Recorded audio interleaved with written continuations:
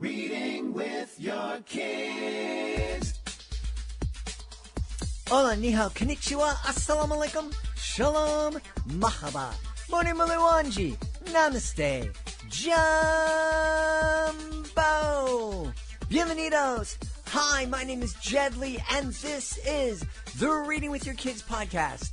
We are coming to you from the crowded Mattress Studios in the beautiful neighborhood of Reedville.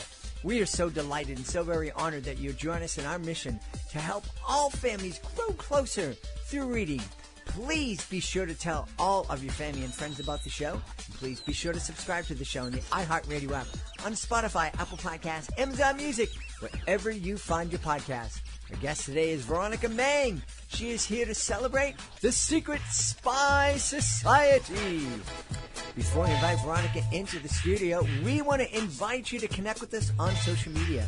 Facebook.com/readingwithyourkids, at readingwithyourkids on Instagram, at Jedley Magic on Twitter. And of course, we would absolutely love it if you could visit our website, readingwithyourkids.com. You can sign up for our free newsletter. Check out our blog. Authors, if you go to readingwithyourkids.com, please be sure to click the Authors Click Here button at the top of the page to find out how you can be a guest here on the podcast, and also find out how you can submit your book to our Certified Great Read panel. And of course, we would love for you to use the contact button at the top of the page. Let us know what you love about the podcast. Let us know what we could be doing better. Let us know who you would like to hear in a future episode of the Reading with Your Kids podcast. Join us right now from Jersey City in the great state of New Jersey. Our guest is here today to celebrate her early chapter illustrated book. It's called Secret Spy Society. Please welcome to the show the author and illustrator, Veronica Mang. Hey, Veronica, how are you? Hi. Thank you so much for having me. I'm good. How are you? I'm fantastic. I can't wait for you to tell us all about Secret Spy Society. Me too. So tell us all about this story. Yeah, so this is an early reader chapter book series that introduces readers to three little girls named Peggy, Rita, and Dot, who are sort of spies on their own. They solve mysteries around their school. And one night they kind of are following a trail. They're a little bit bored, and they stumble upon a big mystery that they did not expect, and that is a house full of women who are all real female spies from history. And through the first book, they're kind of introduced to all these amazing women who are so cool. They're all real people who existed in real life, and they're sort of recruited and kind of mentored by the spies to solve more mysteries on their own. So it's a really exciting and fun story. That sounds like it. You know, one of the things that I've learned here on the podcast is that there were a lot more women spies in history than we give credit to. I mean, I don't know a lot of spies because they're spies, and if we knew about them, they wouldn't have been doing their jobs well. But I never connected women doing the spy thing, and I'm finding out that there's been a lot of really heroic women that have made a huge difference in history. Yeah, I mean, they're absolutely incredible. Like you said, by the nature of the job, there's not as much information known about them, but especially given that they were women, and they're from all different time periods. But there's a lot, most well documented in World War II. But yeah, given first that so many men were recruited for fighting, but also that women were underestimated, and so they really made excellent spies. They were great candidates to kind of go under the radar and, you know, charm their way in and out of situations as needed. So they're incredible. I love them. Yeah. So who is first, before I start asking about the different spies, how did you get interested in this topic? Yeah, I mean, what I think I had been sort of interested in spies. I kind of grew up in the period of like Spy Kids, Harriet the Spy. Like there was a lot of spy stuff when I was growing up, so this was always very interesting to me. And then I wanted to write a story kind of with like these autonomous girls that get into spyhood, because of course that's just so exciting. And then as I was like sort of creating that story, I started researching real women. And at first I think it was just to find, I was going to name girls after real women spies. But then as I was reading about them, they were so interesting that it really just made sense to have them be part of the story. So that was sort of how I stumbled into them, because the truth is stranger than fiction with some of these people, and they were so underlooked. So yeah, it just made sense to have them part of the story themselves. Yeah. So how does well, I'm not going to say science, but how does it work that these kids come into this house where they meet all of these spies from the past? Did they go through a wormhole or something like that? Yeah, so this is sort of, I wanted to imagine a place where all of these brave women who I really admire could sort of exist in one world. So it really is a blend. It's sort of like a semi-magical space. So these women, some of them did know each other. There are women, like I said, like a lot are from World War II, and some of them were trained together or actually knew each other, which is cool. But yeah, it's just sort of a fictional, imagined space, especially given that so many of them unfortunately met tragic ends. Not all of them, but, you know, a lot of them, it was very unfortunate. You know, that's the nature of spyhood. It's extremely dangerous. But it was sort of nice for me as someone who, you know, became a fan of these women to imagine that they could all exist somewhere together. And that was sort of what the secret spy society became to me. Yeah. One of the things you mentioned is that one reason these women were successful is because people discounted them. They didn't realize that they had the talent that they had.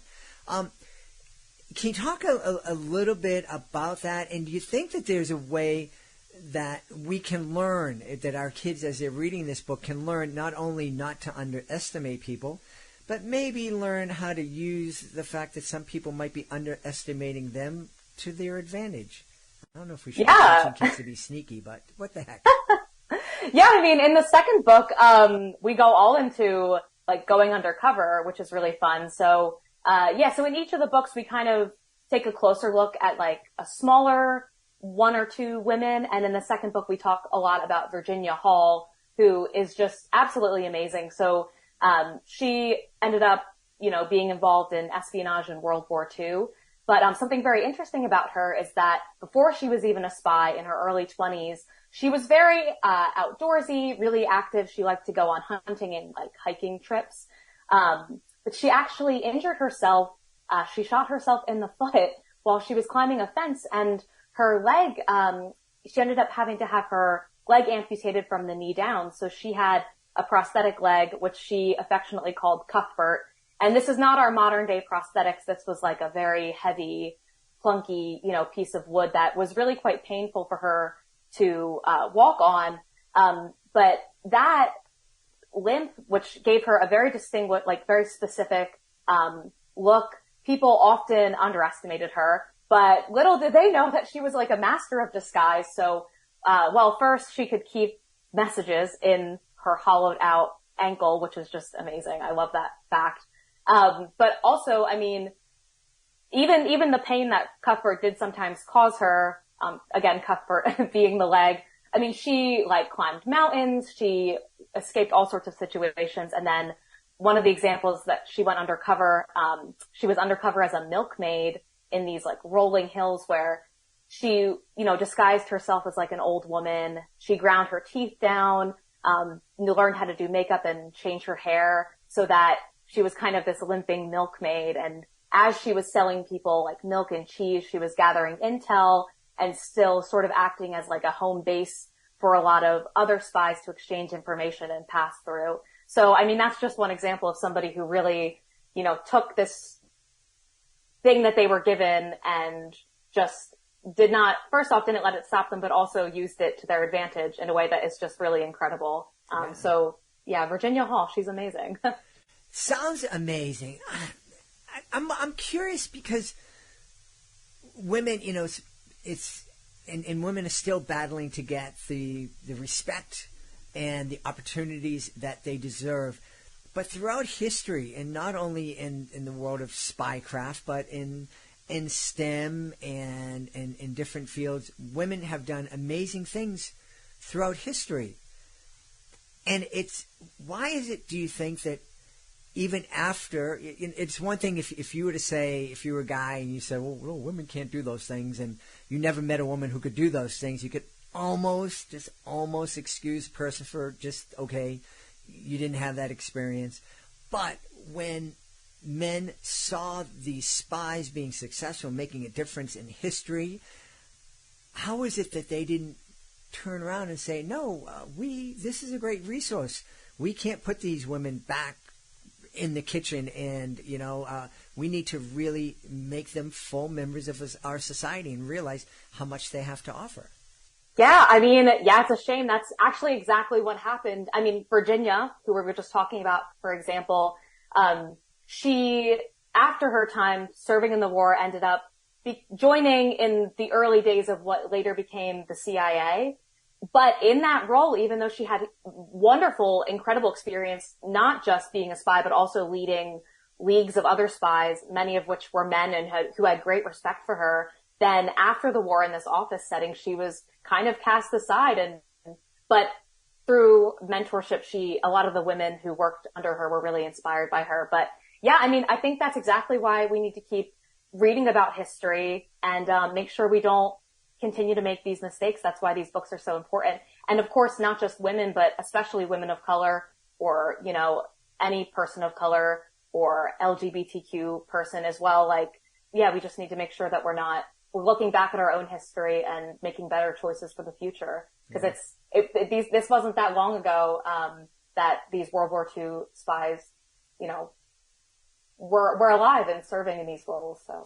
Yeah, just a little bit older than me, Tell me, what was it, the idea, you're an incredibly talented artist. Did you always dream of being a children's author and illustrator? Yeah, I think like many illustrators, I grew up reading tons of books. I loved comics a lot as a kid. Calvin and Hobbes was one of my favorites.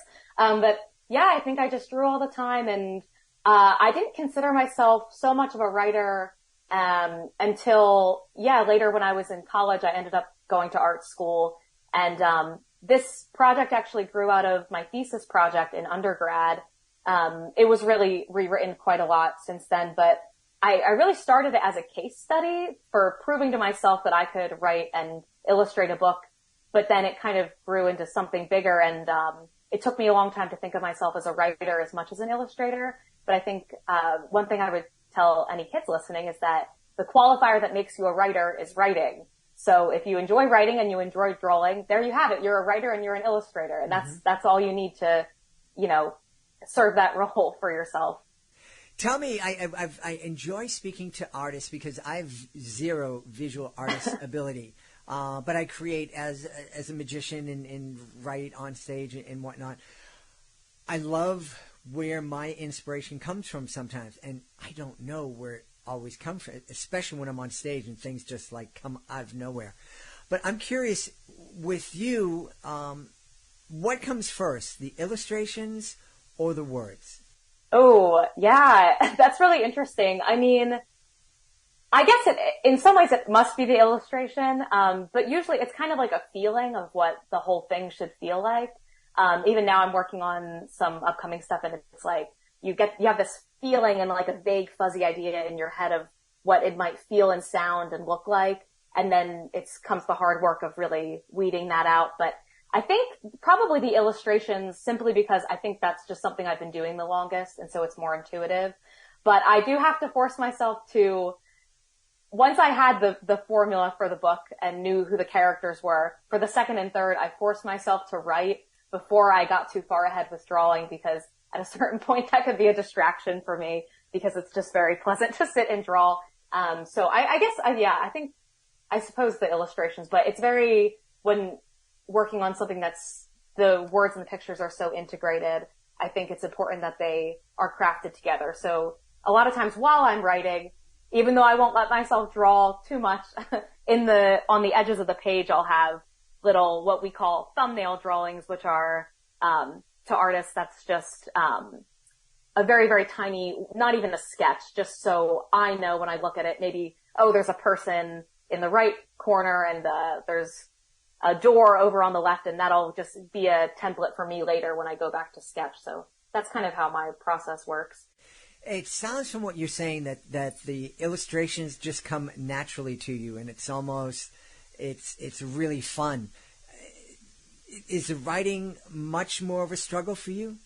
Yeah, the writing is much harder. Yeah, I think, drawing's so intuitive. And the graphite, that's how I made the drawings for this book. It's all graphite pencil drawings, just like kids use in school. So that's a really intuitive material for me because, like many kids, that's how I've been drawing since I was, as young as I can remember. So yeah, the writing is much harder. But this third book that's just about to come out at the end of March, that was the first time it really was very fluid for me, which was very exciting.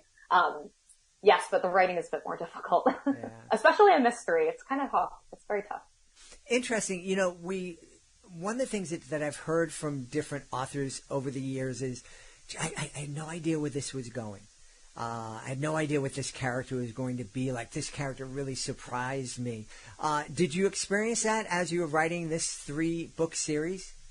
Yeah, I think one thing that I always come back to is the research, and that even though I think these books are perhaps historical fiction, very heavy on the fiction, the surprises were always in the research.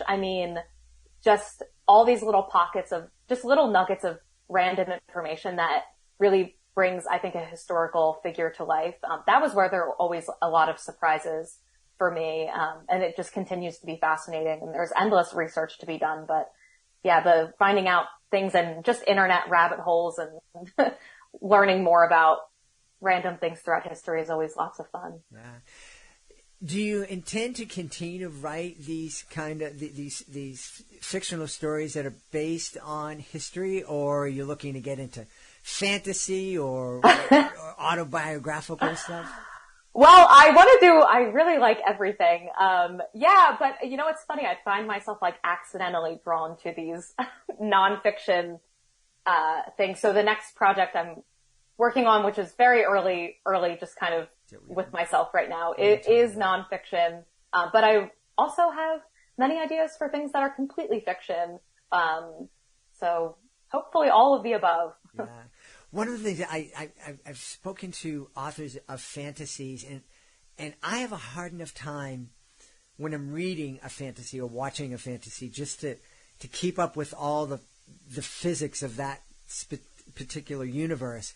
I don't know how they can keep everything straight in their mind as they're writing it and not be tempted to just go, ooh, I'm boxing myself into a corner. I think I'm going to give them a magical power to get out.